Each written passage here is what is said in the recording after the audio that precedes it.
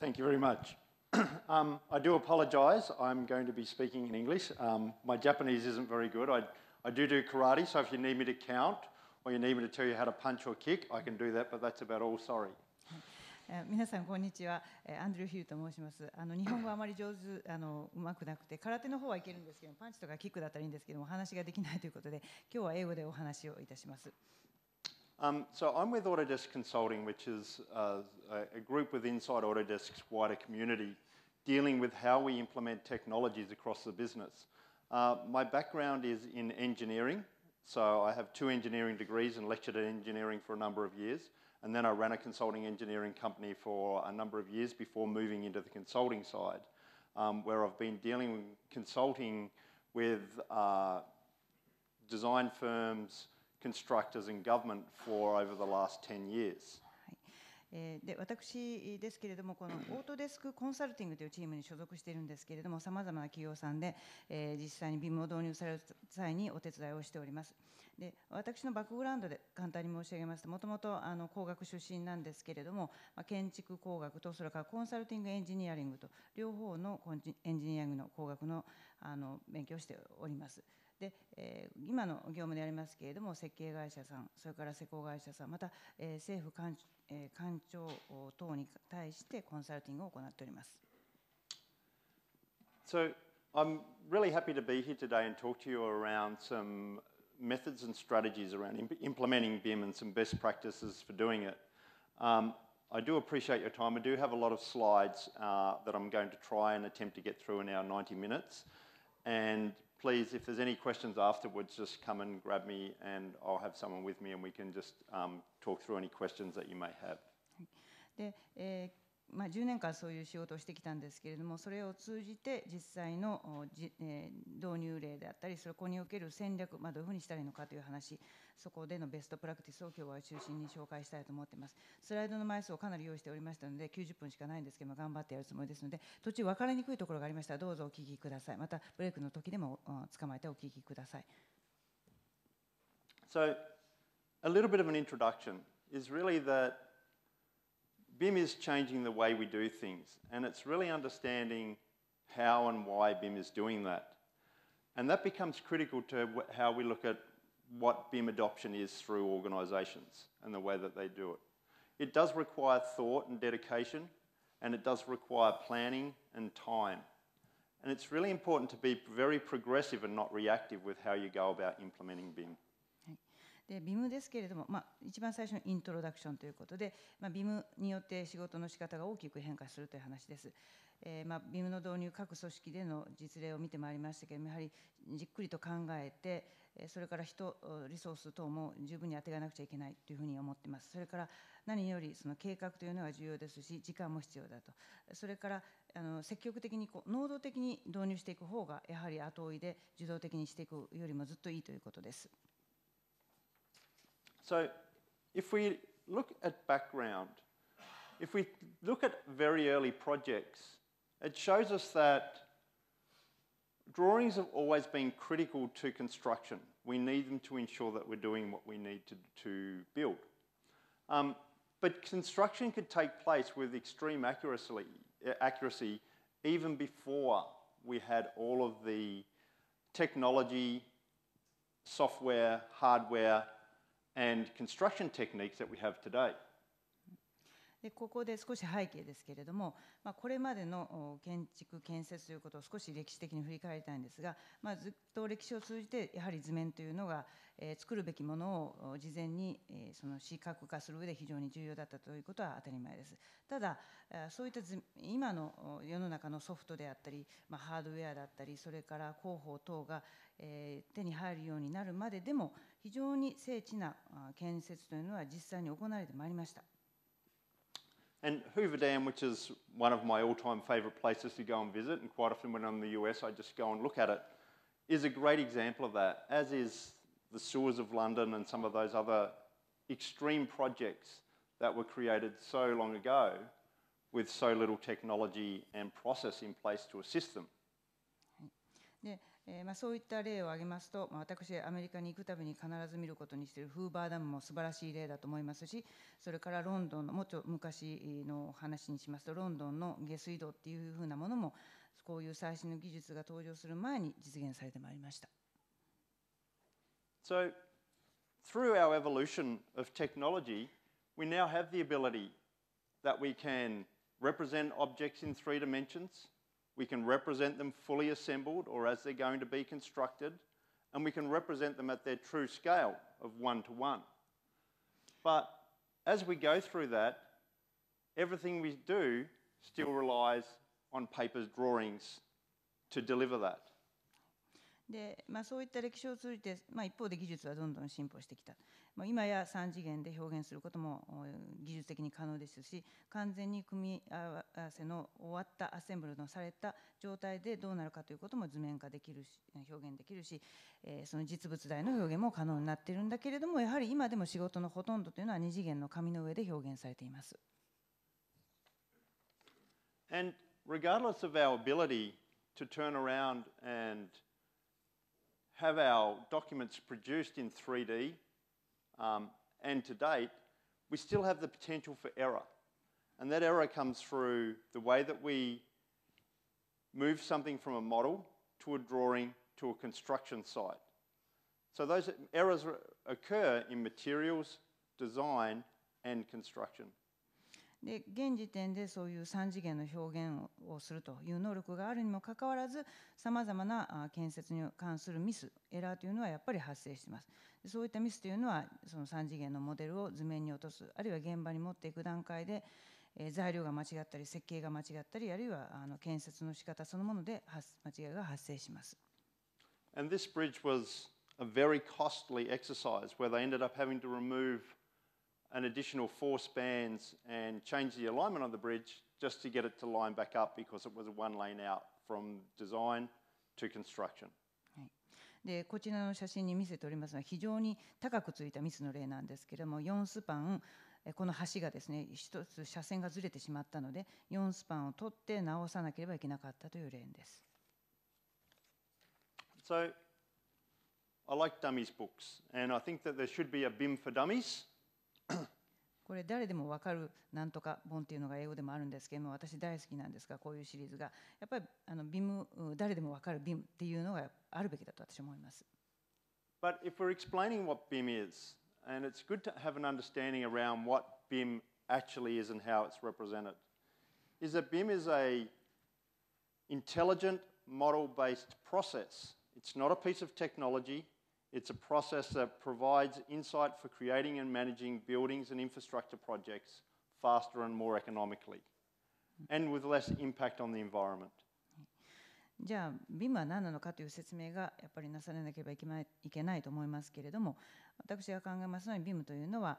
インテリジェント、すなわちデータを元にしたモデルベースのプロセスであると思います。プロセスだというところが大事で、これは単なるテクノロジーではないと。でこのプロセスによって建物やインフラプロジェクトを作り出し、また管理していくのをですね、より早く、より経済的に、また環境への影響をより少なくして実現できるような、そういった洞察を与えてくれる、そういったプロセスだと思っています。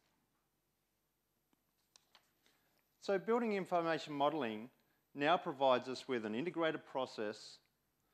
that allows us to explore all of the key physical and functional properties digitally before we construct them. で、その実際にものを作る前にデジタルの形で物理的あるいは機能的な要素、重要なところをすべて表現してくれるものであります。So it's all around being able to design, visualize, analyze, document, and deliver a project. ですので、それを統合したプロセスとしてやるものでありますから、最終的にそこから得られるのは設計であり、また視覚化であり、分析解析であり、図書化であり、図書の作成であったり、そして実際のプロジェクトのデリバリーであります。So, a lot of people refer to BIM as just a new process. It is a new process, but it's one that's been around for a long time. So it's a new set of tools that provide an important piece to a puzzle that relate to process change. で、そのたくさんの人は BIM というのは新しいプロセスだなというぐらいの捉え方しかしていらっしゃいませんけれども、新しいとは言っても結構これ前からあるものなんですが、さまざまなそのパズルが合わさることによって最終的に大きなプロセスの変化が、大きくプロセスが変化することになります。So the way that the processes in BIM work, though, is that there is an interaction between people and the tools that we're dealing with that is only supported by a BIM process. で、この BIM におけるさまざまなプロセス、BIM の中、その実際のプロセスが行われるわけですけれども、その各プロセスには人と、それから BIM の中でしか使えないようなツールの間でのやり取りから行われます。Then we look at the other side of why organizations are BIM challenged, which is really looking at what are the issues with people not adopting BIM. で、そういった BIM ですけれども、その BIM を導入しようとするその会社が世の中にはありますが、あるいは組織というのが世の中にありますけれども、でも実際大変だと。どんな課題があって、逆に言うならばどういう障壁があるからなかなかなかなか導入がされないのか。And there's a large list, but if we look at some of the key factors which are unable to demonstrate the benefits of BIM, that goals are not aligned, or BIM goals are not aligned to a business vision, that there's multiple expectations and no one's actually aligned to those expectations, and that there's limited buy-in and support from the executives within a business, and there's inadequate resources and funding to support an implementation of BIM. で、その BIM の導入がうまくいかない組織にはどういう課題があるかですけれども、それは BIM に対する投資のメリットを明確にその提示することができないとか、あるいは BIM の目標というのがビジネスのビジョンと合致されてない、合わさってない、それからいろんな期待があって、その BIM が何なのかということに関しての合意ができてない、それからトップマネジメントからのですね、BIM に対するサポートがない、それからそのスケジュールとかプロジェクトに対してのプレッシャーが大きすぎる。So some of the considerations when you're looking at BIM, and there's multiples of them. The first one is business processes, or are business processes supported? And this includes things like design, coordination, drawing production, schedules or bill of materials, sequencing, modeling, and asset management. で、そういうさまざまな課題を抱えている企業がなかなか BIM の導入が進まない。で、BIM を実際に導入するというと、やはりいくつか考えなくちゃいけません。一つはどのビジネスプロセスをまず BIM で使おうかという、BIM の導入の対象にしようかということ、いろんなことがあります。設計、コーディネーション、チェックですね、干渉チェックと、それから、図書の作成、スケジューリング、ないしはボムと言ってもいいと思います。それから、作業の順序決め、それから資産管理、それからモデル作成等です。And then we look at the different disciplines that are supported through BIM, through planning, architecture, MEP engineering and structural engineering, civil engineering, construction through engineering and management, owners representation, construction contractors and facility managers all may have some input into BIM. それから、その BIM を使う分野もさまざまなものがあります。計画、企画、衣装設計、設備設計、構造設計、土木、それからエンジニアリングと管理を含めての施工、それから契約、それからオーナーに対してのプレゼンテーション等です。Then there's different groups that need to support BIM, whether they be internal or external, looking at data exchange formats and how we move data between organisations. Look at how we do data quality checking and how we work with greater coordination of our designs. それから内部外部のグループ、どこまでどうサポートするのか、ビームでサポートしていくのか、例えばデータをやり取りしている場合はそのフォーマットをどうしたらいいのか、それからデータの品質のチェックはどういうふうにしているのか、あるいはその各グループ間でのコーディネーションを取る場合にはそれをどうするのかということも検討しなければいけません。And then we look at what I call project life cycles. So the different phases that we go through planning, architectural design, detailed design, construction design or construction documentation, construction commissioning through to operations. で、またそのプロジェクトライフサイクルのどの段階をビームを使っていくのか、企画の段階、計画の段階、それから、その基本設計、実施設計、実施設計図書作成、図面作成、それから、コミッショニング実際の、竣工してコミッショニングしてオペレーションに至るまで。And then we have industry business units that are supported, like buildings, roads, utilities, rail and airport, which all form part of building and infrastructure. また、ビームの中にはさまざまな業界、そのセグメントも対象となります。いわゆるその建物なのか、それとも道路、それから鉄道、電力、ガス、水道等、それから空港、さまざまなものがビームの対象となります。And then we look at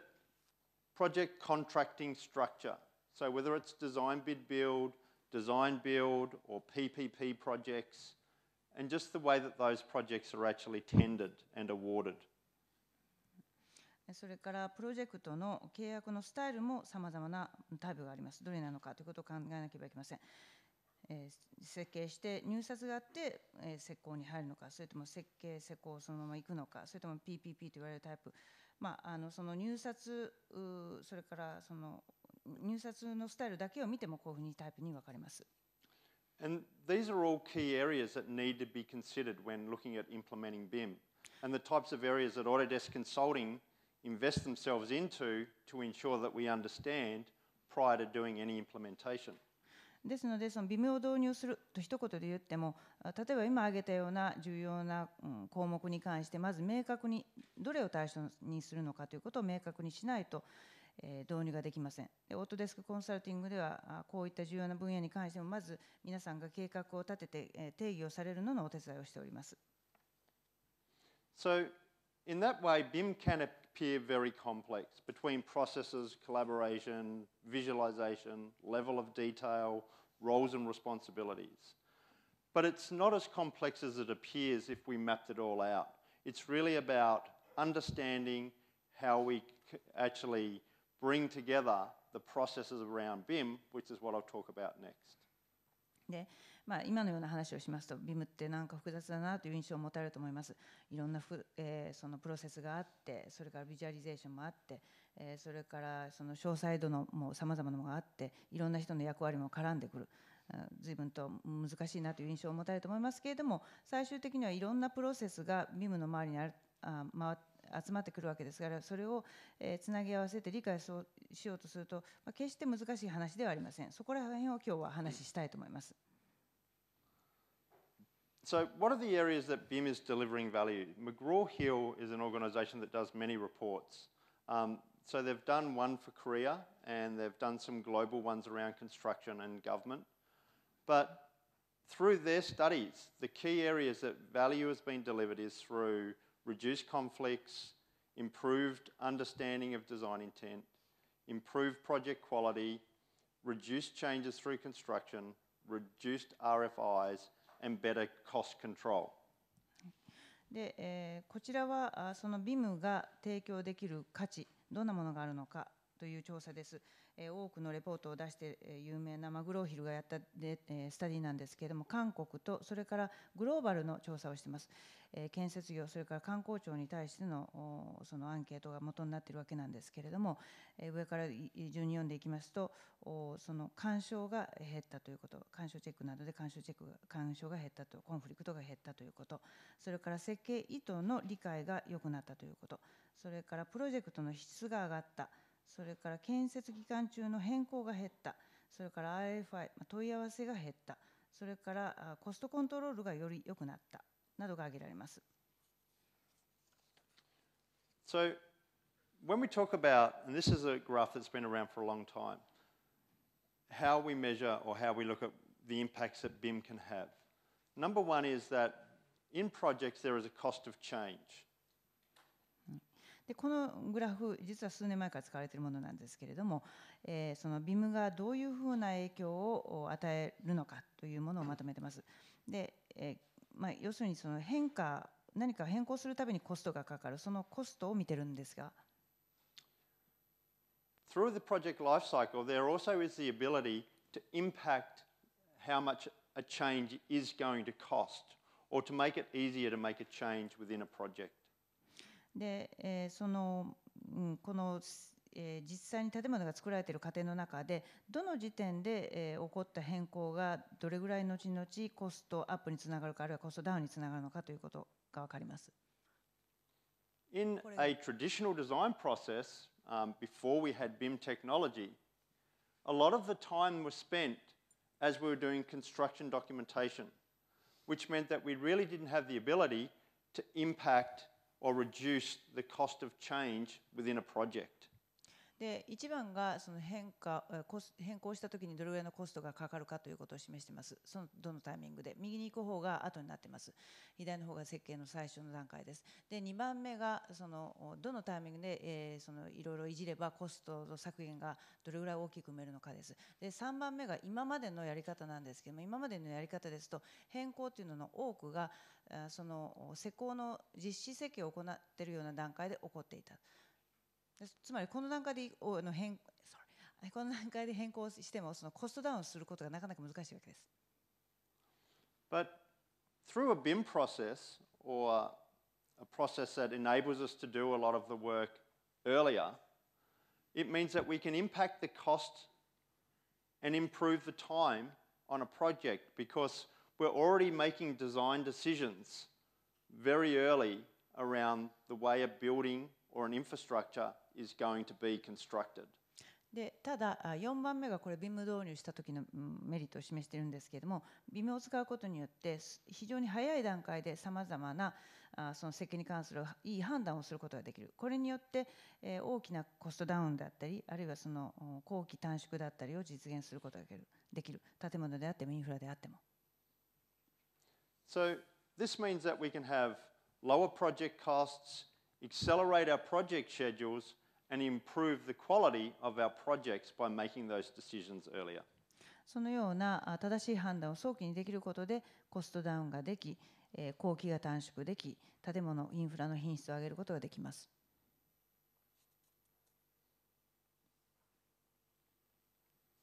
So in highlighting what that means, it means that the effort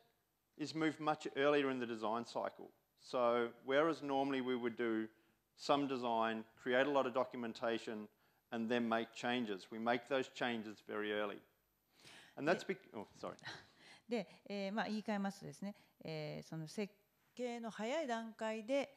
さまざまな取り組みができるということ。今まででしたら設計を、そのデザインを考えてそれを全部図面に落とし込んで、そこで、不具合が見つかって変更をまた手を加えてというふうに時間がかかってたんですけども、そうじゃなくて非常に早い段階でいろんな手を打つことができます。And that allows us to actually have the largest impact on costs and the functional capability of designing a building or infrastructure. ということで、そのコストダウンだったり、その機能的な面での向上が図れます。The other side of this is that through BIM, we continually collect information. In a normal design sense, we would go through different phases and we would have information loss between planning, design, and construction. でそれが一つ目の価値である。それからもう一つの BIM の価値というのは、こういうふうにそのずっと長い線が1本書いてますけれども、継続的にデータを情報をどんどん集め続けることができるという点です。今までのやり方ですと、そのプランニングから設計からその施工へというふうに段階を経るごとに、そのプロセスが一遍途切れてしまいますので、そのためにデータが一部失われておりました。But with BIM, we continually gather that information so that we eliminate the information loss, which means we eliminate waste from within our projects. 情報を収集し続ける BIM というのはそれだけ無駄が少ないということです。So the way that we reduce waste, or the way that waste is realized, is that we have a reduction in RFIs, we have better accuracy of design, and we have a knowledge repository that tells us how a building or infrastructure has been created. で、その情報の無駄がないという話をしましたけれども、具体的にどういうメリットがどういう形で出てくるかでありますけれども、その問い合わせ RFI が減る、それから精度が増す、正確性が増す、それからさまざまな知識を一箇所に貯めることができますので、その知識を貯めておく場所ができるということです。And there's a lot of graphs that look at how we measure integration or where people sit. This is one of the more common ones, where we start from 2D and then go to 3D and then through collaboration and integration. で、BIM では最終的にその完全に統合された作業状況というのがそのビジョンとなっているんですけれども、そこに至るまでの流れを示しています。左側からまず2次元の世界があって、次に3次元になる。そして3次元なんだけども、そのコラボレーション、協業的な作業の進め方になって、最終的に本当に統合されたような作業の進め方になる。And in looking at it, it really says that we are just embarking on 3 dimensions and intelligent 3 dimensions through BIM. And the next steps are how we look at collaboration and integration or integrated design. And people are doing that now, but the majority of the globe sits in this sort of intelligent 3D space. で、左からずっと進んでいきますけれども、おそらく今ほとんど、世界各国のほとんどのところはこの黄色の四角で、囲ってあります 3D とかインテリジェント 3D のあたりにいるのではないでしょうか。で、もちろん世の中にはもっと右の方のコラボレーション、協業とかインテグレーション、統合とかいったところまでやっているところもありますけれども、ほぼ、ほとんどが3次元、インテリジェント3次元のところに来ていると思います。So, looking at the highlights, 3D technology is definitely being adopted around the globe, and predominantly in Asia, we're seeing a very large uptake. で、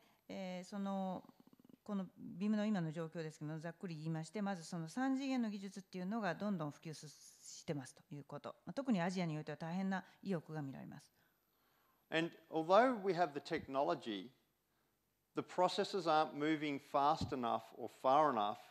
for a true collaborative or integrated delivery approach to design. でもう一点言えるのは、テクノロジーとしてはあると。ただ、プロセスといった面でなかなか本当の意味での協業とか統合型の BIM にはまだなってないと思います。And we are starting to see a real drive for collaboration and integration, but that's being driven by owners, governments, constructors, and facility managers. ただ、そういった協業とか統合型の作業の仕方 BIM っていうのは確かに望まれている。で、そのドライバーになっているのは何かと言いますと、オーナーとかその生産側とかその省庁の方、ごめんなさい、政府がそれを義務付けしているというのが一つ。それから施工会社からそういうニーズが出てきている、あるいはファシリティマネジメントの会社からそういったニーズが出てきているという背景があります。So then we look at traditional ways of documentation. A traditional approach was really that we would have our CAD drawings doing documentation, which would lead to our discipline requirements for design. で、ここでちょっと今までのその図面の作成の仕方との比較をしたいんですけど、今までのやり方、CAD のやり方で CAD を使ったやり方ですと、その設計を考えて CAD に入れると。で、CAD に入れるとその個々の、設計だったり、構造だったり各分野ごとの要件を盛り込んだ CAD の図面ができます。In a building information environment, we're starting with design. So we're starting with the intent or how we want something to go together. We produce that, we make sure it works, and then we produce documentation. ですので、まずその図書というものがあって初めてその後にその設計のところがまた進んだわけなんですけども、今度はBIMの世界になりますと、一番最初から設計意図を盛り込むのと同時に他のさまざまな要件も入れ込んで、それの間で保護がないかということが確認されて、そして最後に図書が、その後で図書が出てきます。And that's really saying that the move from a traditional process to a BIM process is 80% process and 20% technology. ということで方向が逆になるわけです。でということは、それでこちら図なんですけれども、今までのやり方から BIM への切り替えっていうのはどこが一番大きく変わるかというと、プロセスがやはり8割で技術の役割というのは2割だと思います。So now looking at what we're here to talk about, which is how you look at transitioning to BIM on a project, looking at some of the background things. So moving to BIM is really a business decision and determining where that fits within the organization's strategy. で、以上背景ということで、BIM を取り巻く背景ということでずっと触れてきたわけですけれども、ここから先はじゃあ BIM に実際に移行するときの話をしたいと思います。まず一つ、BIM への移行というのはあくまでビジネス上の判断でなければいけないと思っています。It's also a management decision that enables us to dedicate sufficient resources, technology, and time to support BIM adoption. ビジネス上の判断でなくちゃいけないということでありますから、組織の戦略にその BIM というのがどこに当てはまるのかということが明確になってなくちゃいけないということ。2つ目のポイントというのは、BIM への移行というのはマネジメント、経営としての判断でなくちゃいけないということ。経営の判断であるならば、それなりのちゃんとリソースが当てがわれるはずです。時間的にも人といった意味でも。And as I've said before, it is a process change. So it's going to require multiple new workflows according to the disciplines. それから、さっきも言いましたけども、BIM への移行というのはプロセスの変化ということも意味する。すなわち、複数のたくさんの新しいワークフローというのがそれぞれの分野で出てくる。そのつもりでいなくちゃいけないということです。So if I look at how we would traditionally go about working in a BIM environment, it's around having goals, working out what the uses are, and then having the people, processes, and technology to support it.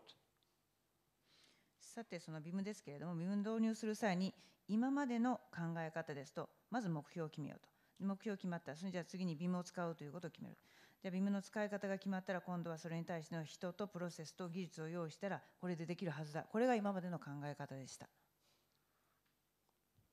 But there's other things that we require to ensure that we actually get a foundation for success, which is to have governance, collaboration and data management, change management, and standards that all support the adoption of BIM.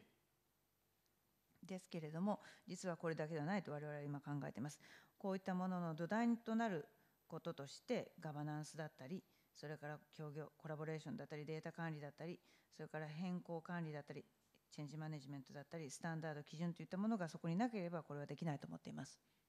And these become the foundations of supporting the people and the processes and the technologies that organizations have invested in to ensure that it can be successful. でこういった基礎があって初めて企業が投資をした最初である人とかプロセスとか技術というのがうまく構想して BIM の導入が成功すると考えています。So, what are the steps? Step one is moving from CAD to BIM. でその BIM の導入ですが、BIM への移行のステップは一番最初 CAD から BIM へという段階があります。It's establishing a framework, having standards and deliverables outlined, and having some processes for implementing a collaborative process or a collaborative approach. でこの段階では、その枠組みだったり標準だったり、それから、などを明確にする、それからいくつかの定義などに関しても明確にしておく、それからプロセスもに関してもその協業的なアプローチに対応するようなプロセスを作る。The second step is moving to what we call enhanced BIM. で、2番目のステップがいわゆるより高度なビムということですね。where we have increased collaboration, integration, and analysis of our model. はい、でここではそのより協業的、より統合的な仕事のやり方、また、その解析といったものもより駆使したモデルに対してより多く解析などを駆使していく段階になります。And the last step is when we have an integrated solution. そして第3段階、最後のステップが統合ソリューションという段階です。An integrated solution means that we have in place governance, we have in place standards, we have in place a collaborative environment, and we have complex and advanced analysis or analyses that are possible within our modeling environment.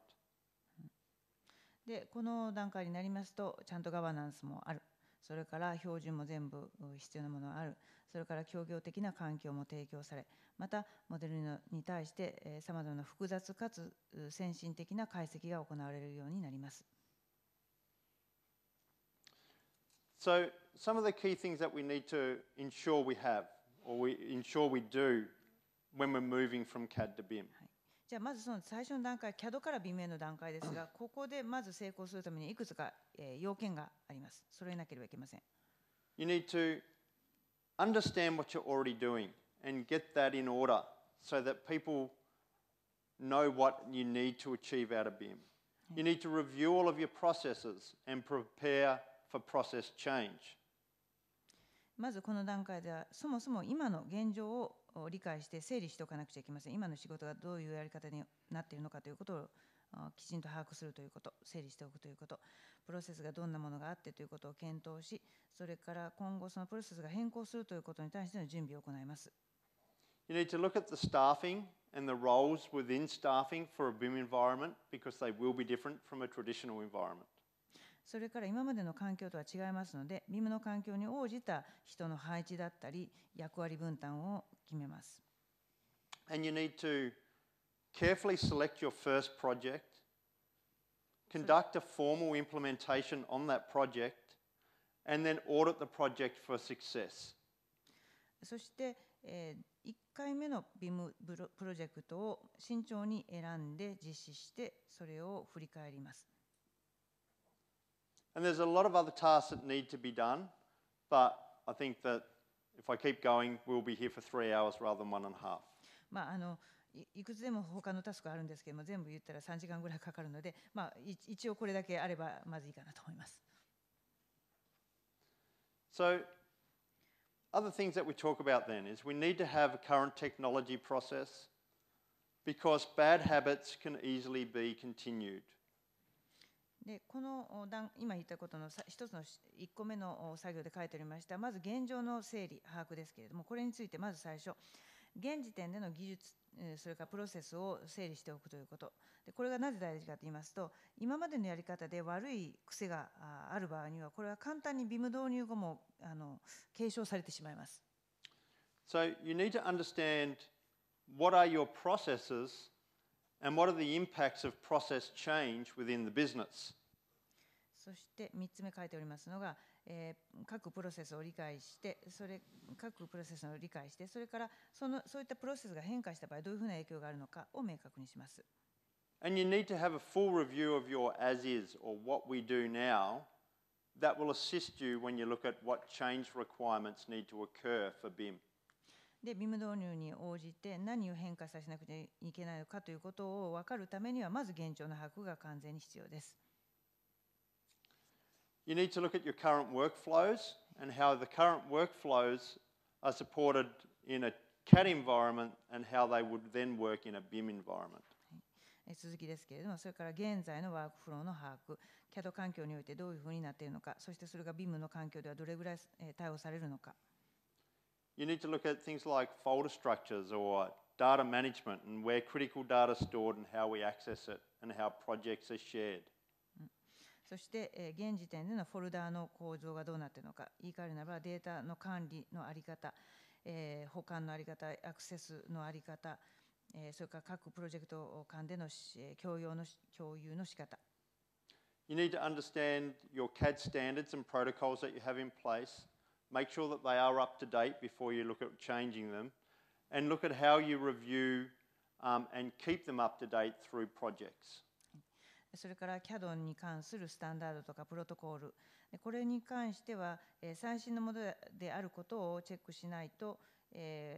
古いものに対しての変更をかけることになるので注意が必要です。And you need to have a look at any current customizations that you may have and how they can be adopted in a BIM workflow or how they're going to be managed and maintained within a BIM workflow. それから現時点で何かテクノロジーのカスタマイゼーションを使っていることがあると思います。その場合にはそれをBIM の中でどう継承して管理して維持していくのかということも注意が必要です。Look at your current CAD setup, including templates, data structures, client specifications. それからまた続きですけれども、現行の CAD のセッティング、テンプレートとか会社のデータのその会社におけるデータ構造、それからクライアントの仕様等です。Having a look at your current content libraries and how they are stored, how people access content, and what the QA process is for new content. それから現行のブロックライブラリと書いてますけども、コンテンツライブラリです。その保管、アクセスの仕方、また新しいものがある場合にはその QA プロセスについて。And then looking at the project management methodologies or how project management works within the business supporting the project delivery. それから現行のプロジェクトマネジメントの在り方です。プロジェクトのデリバリーを支えるためのプロジェクト管理の仕方がどうなっているか。So, having a BIM transformation service, similar to what we do at Autodesk Consulting, means that we can provide you with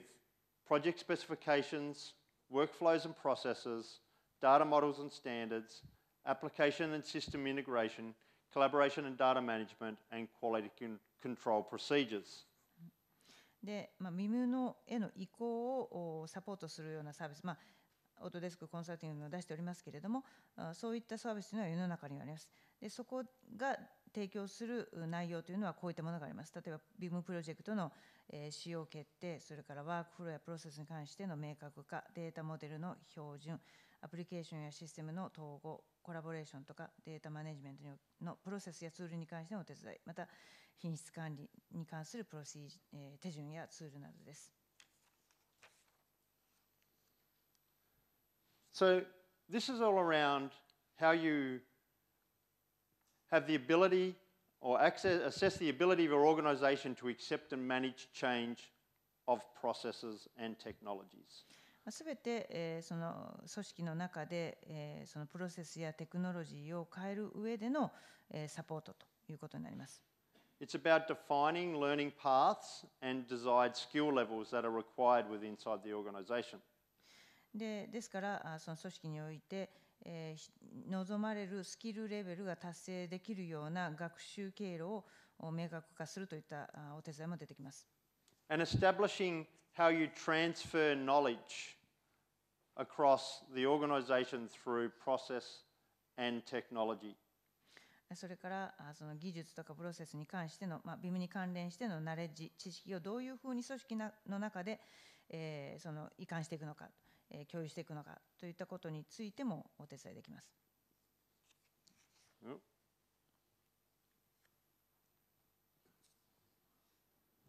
So, the reason that this is important to ensure that you implement properly is because there are many factors that impact process and people when we're dealing with a BIM technology change. でそういうサポートも提供しているわけですけれども、どうしてそのサポートをするほどこの実施、BIM の導入実施というのが重要なのかでありますが、それはプロセス、それから人、それぞれの面でさまざまなリスクが BIM 導入に関してはあるからです。And as part of our risk mitigation, we need to ensure that we look at things like the number of tasks or variety of tasks, any interdependency or how tasks are related, time pressures, quality and financial constraints on a project. で、そのリスク低減を、我々としてもお手伝いしているわけですけれども、例えばプロセスの要面ではどういうふうなことを見るかでありますけれども、タスクの数だとか種類だとか、各タスク間の相互依存性だとか、時間的なプレッシャーや品質上の基準、もちろん債務的な制約といったことにも目を向けます。But we also need to understand from the people side the number of people that will be involved in the project, the sponsor commitment or who's looking after the BIM implementation within a business, what are the learning requirements, the organisational change that's required, and any change in skills that are required. でまた人の面に関しても我々が理解しなくちゃいけないのは、我々というのは私どももそうですけど皆様も理解しなくてはいけないのは、どれぐらいの人数の人が関わってくるのか。ここでスポンサーと書いてあるのはそのトップマネジメントのことです。シニアレベルの人がどれぐらいそのコミットメントを示しているのか、それから学習しなければいけないような内容、それから組織として何を変化させなくちゃいけないのか、それからパワーバランスというのは責任の持たせ方の変化です。そして必要なスキルに関しての変化。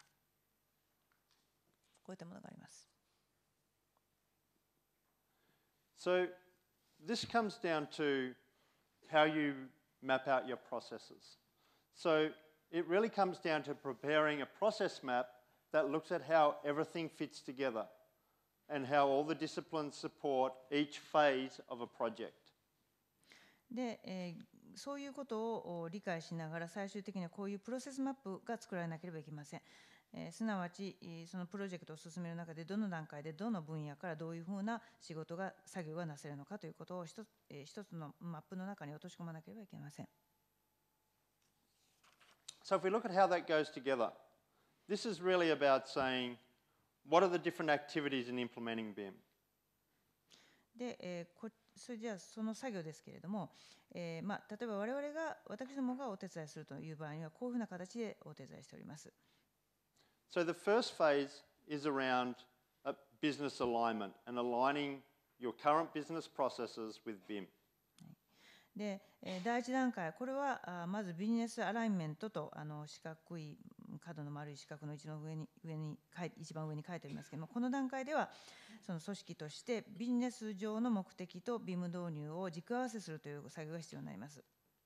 The next phase is around an as-is analysis, so looking at what you currently do today versus a to-be analysis, which is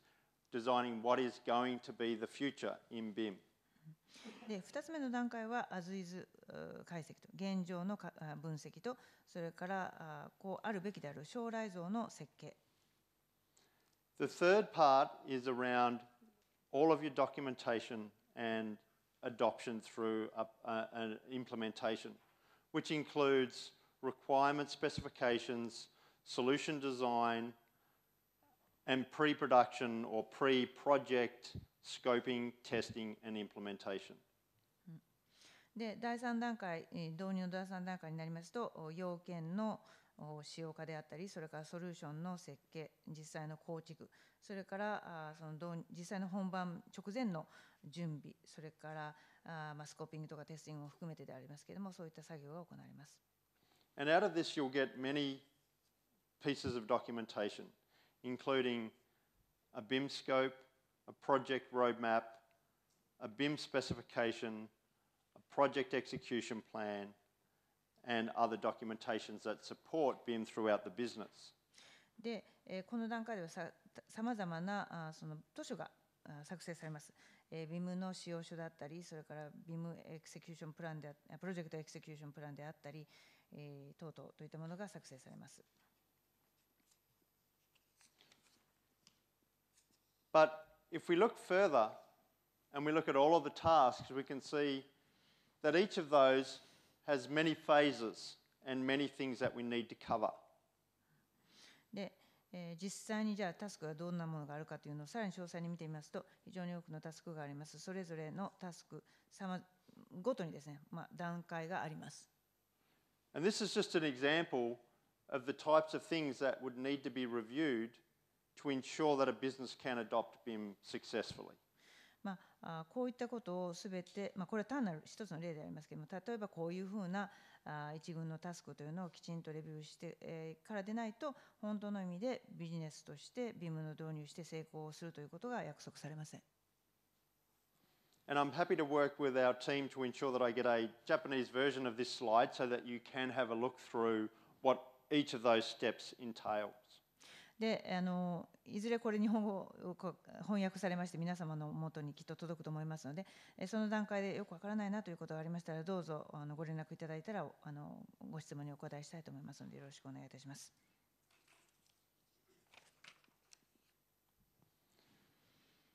So the next step is looking at how or the services around adopting BIM. As we said, we've got business goals and BIM uses.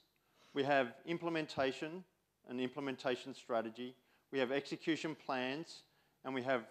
project execution plans and templates. はい。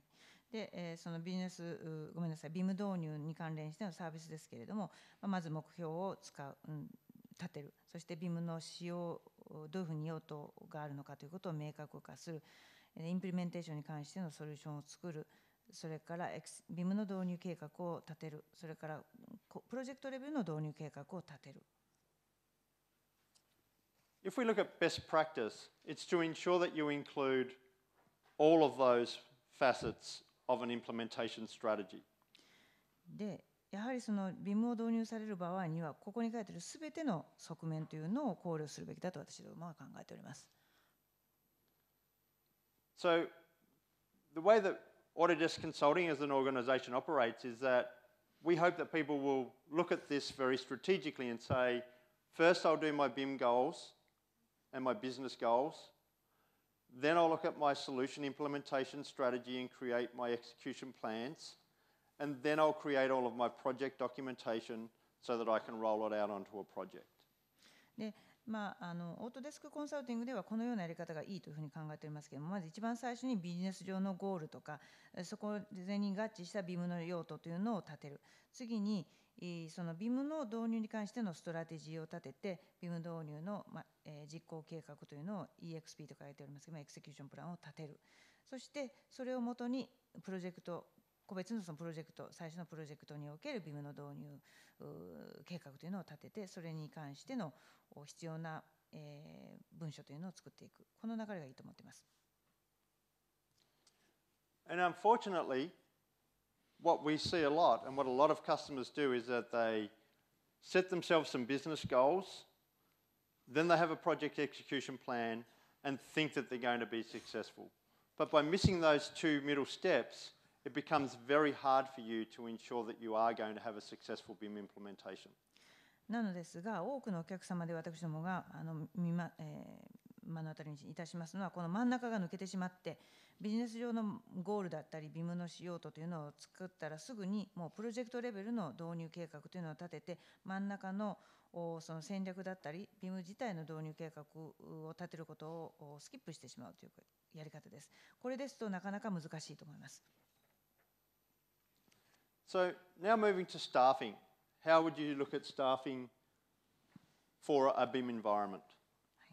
では次は人の話をします。BIM 環境における人の配置の話ですが。So a lot of organizations will just say, we have a CAD manager, so now I'm going to make them a BIM manager. Unfortunately, they are two very different roles and need to be looked at very differently. で多くの企業様でその CAD マネージャーがいるからその人に今度 BIM マネージャーになってもらおうということをおっしゃるんですけれども、実はこれは大変な難しさを招いていたしまいます。というのは役割も中身も全然違うからです。So as a minimum, you would need to look at two roles, one being a model manager and one being a BIM manager, where the model manager supports project delivery and technology requirements, and the BIM manager supports the strategic delivery of BIM across an organization. で、BIM に関しては少なくとも2つの役割が必要だと我々は考えています。一つはモデルマネージャーと言われる役割、もう一つが BIM マネージャーと言われる役割で、モデルマネージャーというのはプロジェクトのデリバリーに責任を負って、それから技術上の要件に対しても責任を負っていく。で BIM マネージャーというのは会社において、組織において戦略的に BIM をどうやって導入していくのかということを司る人です。And for each of those roles,